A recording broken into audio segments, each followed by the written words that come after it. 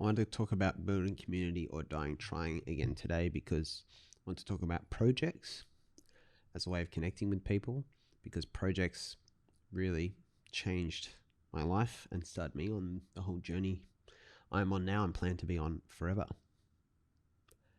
Welcome back to the With Joe Wehbe podcast. I'm obviously Joe Wehbe, so there's no surprises there, but there might be surprises in what you might get out of a fun and exciting project with some current friends, or maybe a project that helps you find some new friends and people, be they part of your network or your community or however you want to think about it.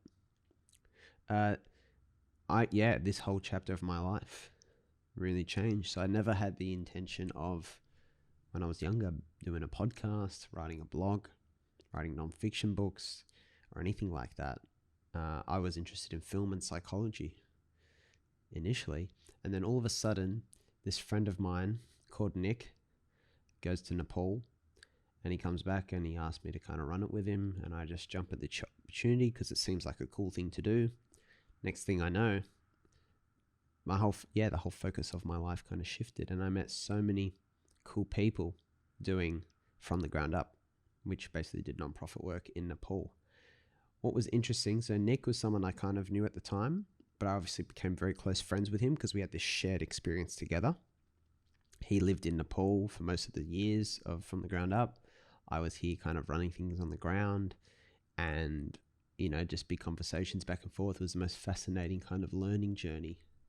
I had a very, very, very privileged perspective, this whole insight into another side of life, but without having to kind of be there getting my hands dirty like Nick did. Interestingly, if you think about, that's the new friend I gained, then I already had a friend, his name's Scott, who I went to school with, and Scott and I were, decent friends at school by all means, but we certainly weren't as close as we became through From the Ground Up. Basically, one day Scott came back from exchange in the US, and he saw what I was involved in, and he just asked to come and be a fly on the wall, and then he came to like doing it and being involved. And then we became much closer friends, but then professionally we have had much more overlap ever since.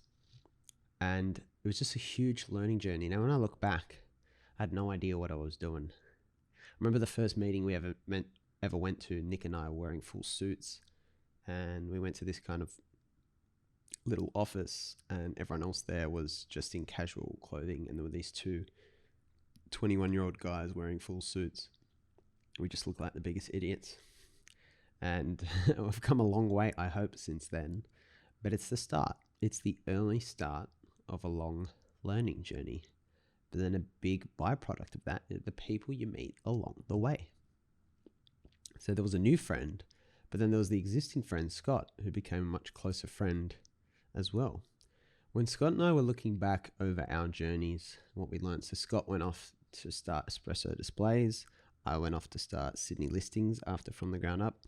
Nick still works in construction, and Interlock, the company, started in Nepal today and still runs that. And when we look back at how we got this kind of unstructured, accidental learning and tried to reverse engineer the experience, which we thought was so powerful, which made us closer friends, we thought, well, you can't really teach this directly. You can't really create this learning opportunity directly.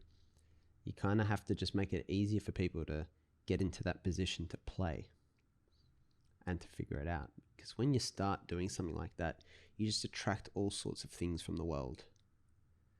Especially when you start on something that's really authentic and resonates with you. It just brings all these incredible new people into your life. It's one of the best reasons for doing a project. So what did we decide to do, Scott and I? So this year, COVID, right, decided I was going to do a bit less real estate, and was thinking about this is what I'm deeply passionate about, is recreating this 1,000 doors journey, if you will, for others. And that's when we kind of came up with the idea for Do Hat Labs, which I had the time to do it, so I was going to execute and run. And, based all around unstructured learning through creative projects where we could bring people together. And we had this idea for the first one that we'd make a book. That we'd make a book based on advice to our 18-year-old selves, and we'd get a bunch of other young people together to do it.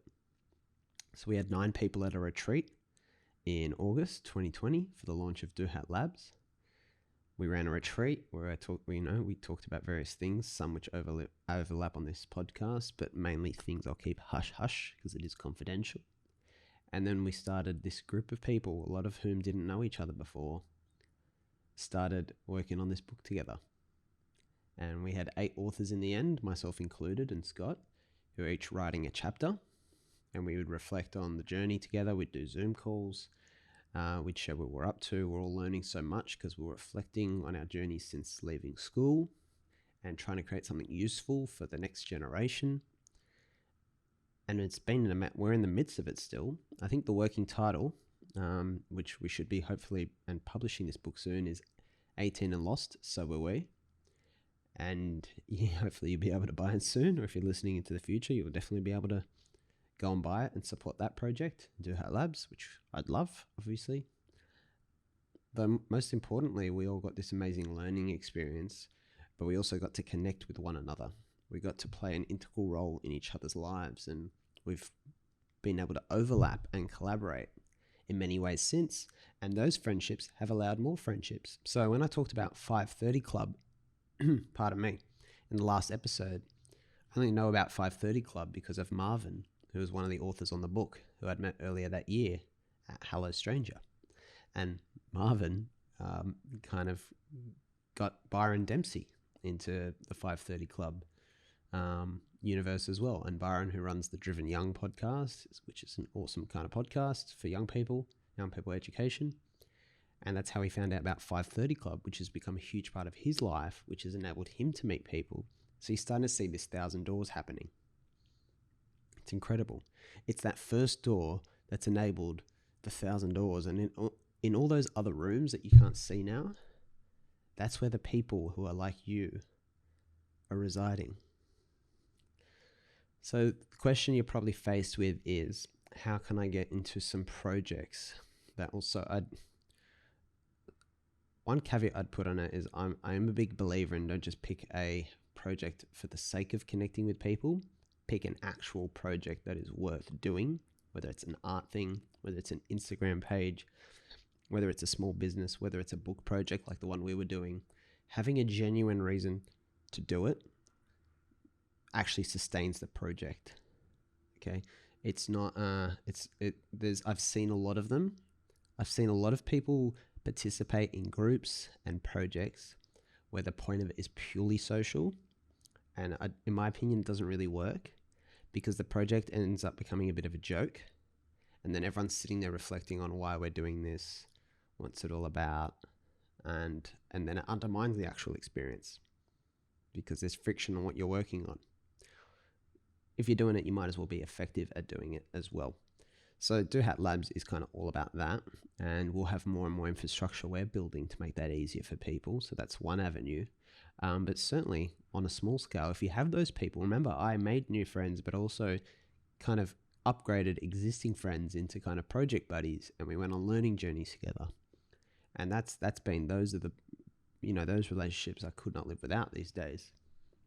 So you think about who you know now that might actually be interested. You never know. You might just need to ask someone and give them permission to think about, I could do this. It's not necessarily easy because projects, you need moving parts to kind of fall in place. But certainly, a lot of people meet those people at university. A lot of, the great businesses we know of today are people who met at school or university. So what opportunities are there? What societies haven't you joined yet? Or who haven't you networked with? Or what extracurriculars have you not kind of put yourself out there into? But the people in those rooms are going to be more go-getter. They're a bit more motivated because they're the sort of person who opts into things. So they're the sort of person that might get involved in a little passion project with you. Now, what to work on? We can kind of talk about that when we talk about interests and interest mapping, which are exciting episodes to come. But basically, projects don't have to be businesses. They don't have to be world-changing. They don't have to be significant. They should be specific and clear, but they can be anything. For me, it was the first kind of project was a non-profit project, which was low kind of friction, pretty straightforward experience. It could be anything. Okay, it could be a blog, could be a podcast. These are all things that will actually attract people to you. So get creative. Get creative. Do it with people. Invite people into it, or start and leave room for others to come in. But these are some of the ways, in addition to what I talked about in the previous episode, you can build community, or do I try it? So your question today is, what is a project that you could be involved in? Is there someone you know who has a project that you could start participating in, as Scott McEwen did, as a fly on the wall, working for free if so need be, to get in, where there's no barrier to entry. But from there, you're going to open the first door. And from that door, you can open 1,000 more doors, one at a time, of course. So that's the question. Do you even need to start it, or is there a project out there you can get into? And, I promise that from my end, we'll be working on ways to kind of create online platform connection to meet people you can do stuff like that with. But for now, look at what's around you, appreciate what you've got, and look for the value in what already exists within your reach. And remember, after all, the best way to open 1,000 doors for you is to concentrate on opening doors for others.